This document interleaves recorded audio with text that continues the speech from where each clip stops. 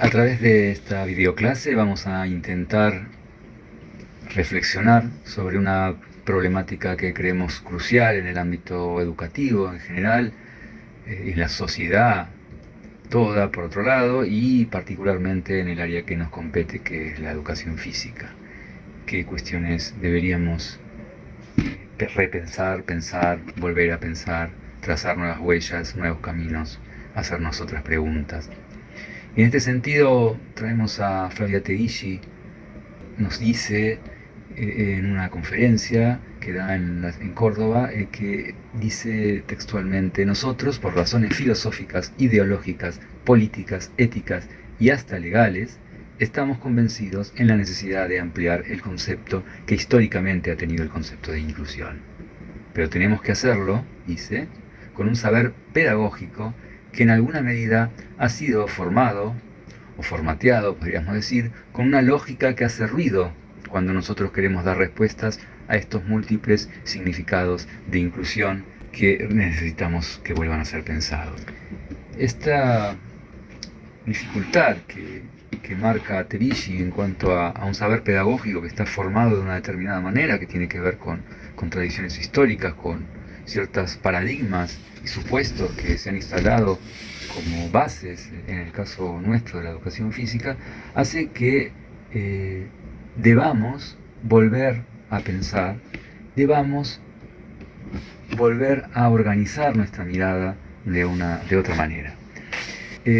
Para eso es que traemos esta imagen que solía utilizar la Gestalt, que nos permitía ver claramente cómo, de acuerdo a cómo organizábamos la mirada en relación a la figura expuesta, podíamos ver ya sea dos rostros de perfil enfrentados o bien una copa.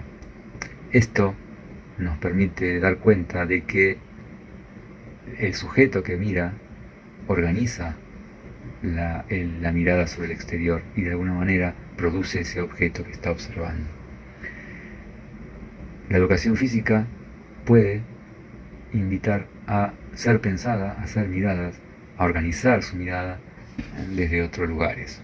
Nosotros hacemos un rastreo histórico acerca de las distintas etapas que se pueden visualizar a través de los siglos.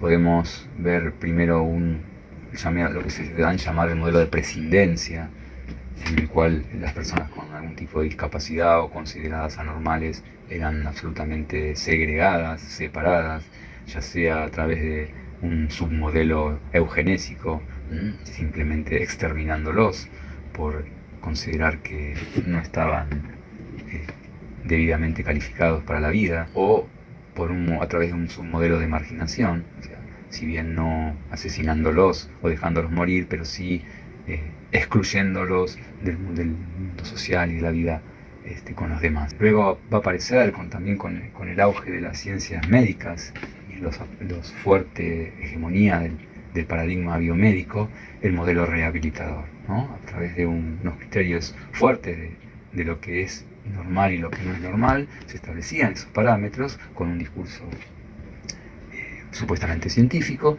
y aquel que de alguna manera estaba incorporado a esos parámetros de normalidad debía ser corregido, rehabilitado, ajustado para intentar adaptarlo o rehabilitarlo a estos márgenes considerados normales. Luego, pasada la segunda mitad del siglo XX, van a aparecer un cambio de perspectiva, un cambio de enfoque, que ya va a permitir que la mirada no se ponga tanto en el individuo discapacitado, en la persona que cuenta con algún tipo de discapacidad, sino en cómo la sociedad se reformula, se adapta o realiza los ajustes necesarios para que los sujetos con discapacidad puedan ser integrados en la vida social.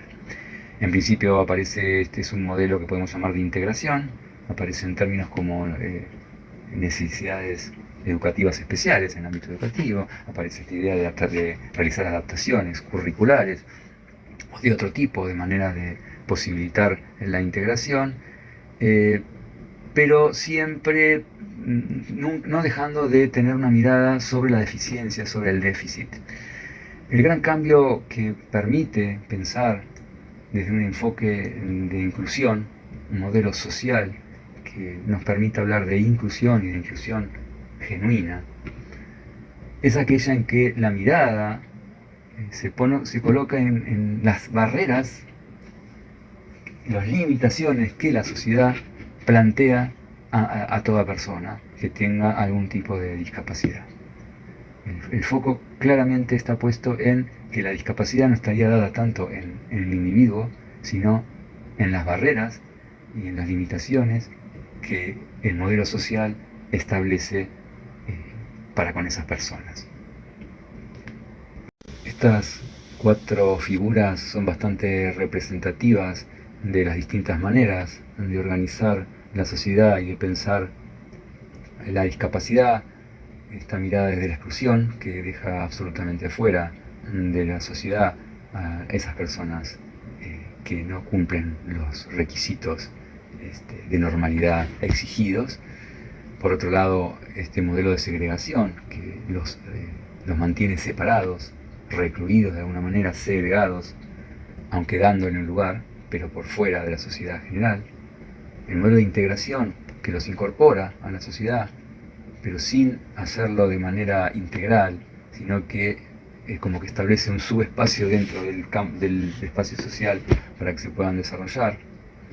Y por último, el modelo de inclusión, en el cual nosotros adscribimos este modelo social, en el cual todas y todas las personas, desde una mirada de la diversidad, de la heterogeneidad, de la diferencia, se hallan en un mismo espacio común. La educación física, indudablemente, nace haciendo una genealogía con una fuerte impronta biomédica y positivista, donde se ponía en valor la homogeneidad, los patrones de normalidad, el método único para todos, la regularidad, lo igual pensado como lo mismo, ¿sí? Claramente había un modelo normalista y un modelo rehabilitador. Basta ver un gráfico de una clase que nos permite ver claramente cuál es la idea de homogeneidad, de orden que está estableciendo este paradigma. Volver a significar y a resignificar desde este lugar de la diferencia y no de la identidad, pararse desde este lugar de la diversidad y no de la normalidad, es sin duda un inconmensurable desafío. Representa un movimiento que pretende desadjetivar, es decir, el sustantivo diferencia ha sido profundamente impregnado de connotaciones peyorativas cuando está aliado al tema de la discapacidad. Insisto, el desadjetivo de discapacidad es un camino. En otras palabras, ser diferente no es ser ni mejor ni peor, la diferencia no es buena o mala, mala o beneficiosa, la diferencia, la discapacidad simplemente es. Así podemos decir que el problema de la inclusión debe y no puede de otra manera estar en el centro de las preocupaciones en el ámbito educativo actual. Es una enorme problemática a abordar y es un enorme desafío a todo nivel. En general, lo que cabría pensar en términos de esto que nos propone Amaral, de desadjetivar, tiene que ver también con esto de quitar un poco la mirada en el déficit, en lo que está faltando, en la distancia hacia una supuesta normalidad, dejar de pensar en términos de un paciente, de una etiqueta y, como dice la placa, quizás para que hablemos de genuina inclusión debamos nombrarlos simplemente como Juan, Paloma, Matías, Irene o como se llame cada uno, en esta idea de lo común y lo singular.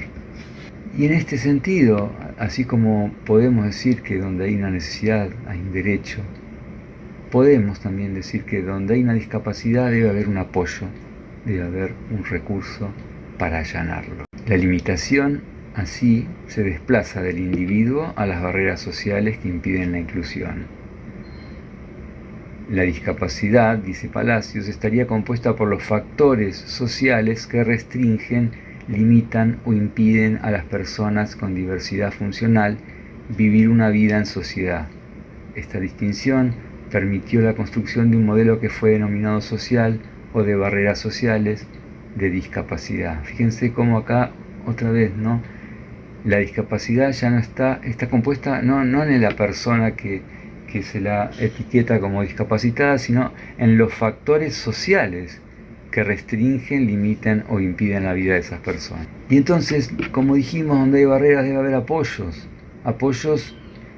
que tienen que ver con de los medios físicos, los apoyos en términos de infraestructura, apoyos en lo que tiene que ver con la gestión institucional y apoyos que tienen que ver con revisitar, reflexionar y replantearse los procesos de enseñanza-aprendizaje. Y aquí donde también podemos decir que la necesidad de que, para que haya una inclusión potente, el niño, la niña o la persona discapacitada necesita que ser tratado y ser mirado como alguien más, como un sujeto deseante como cualquier otro, y no alguien tan especial y tan diferente que siempre tiene que ir a ámbitos diferenciados. Esto tiene mucho que ver con el clima, el espacio institucional y de las clases que se generen. En la medida que el niño, la niña o el joven discapacitado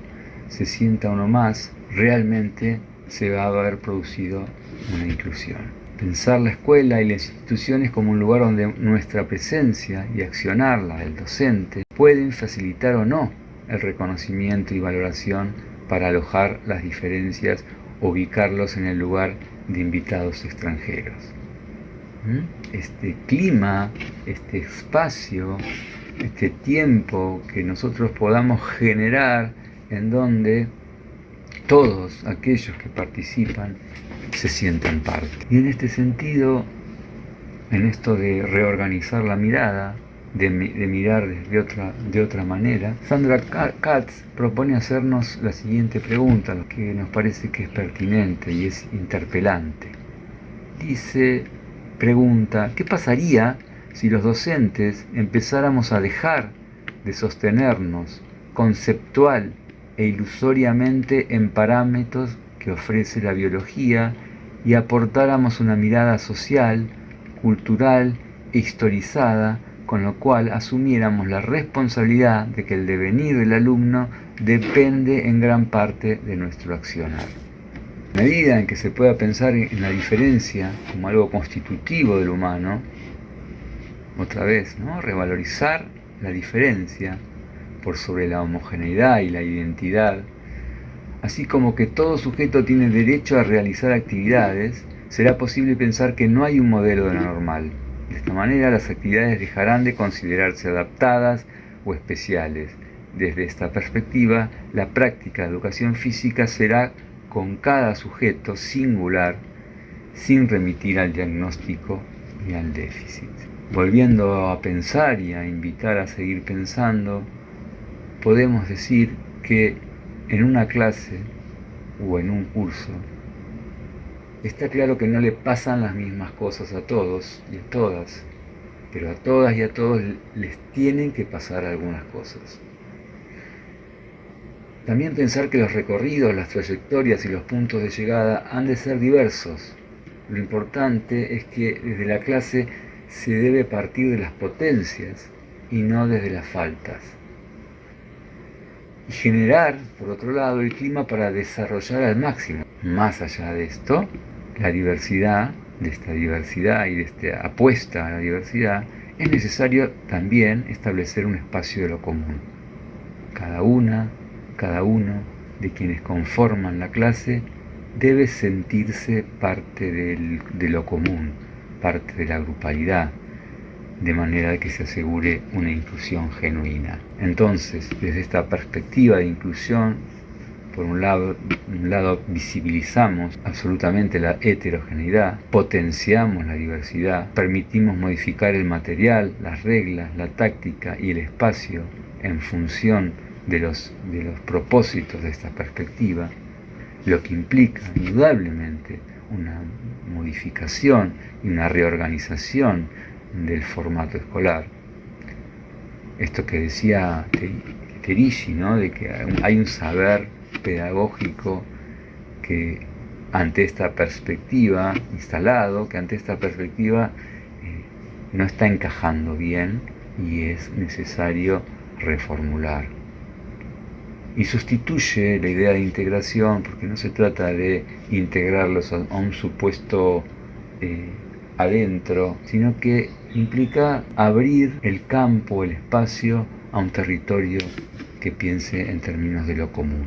Entonces, y también de alguna manera reiterando algunas perspectivas que la educación física indudablemente y que los saberes pedagógicos y el sentido común de muchas de las cuestiones que nos vienen por tradición dentro del campo de la educación física tiene que repensar es cómo pasar de la homogeneidad a la heterogeneidad, cómo pasar de lo normal a lo diverso, cómo pasar del método unívoco a la variedad de estrategias y apoyos, cómo pasar de la mirada en la deficiencia a visualizar las barreras y a generar los apoyos.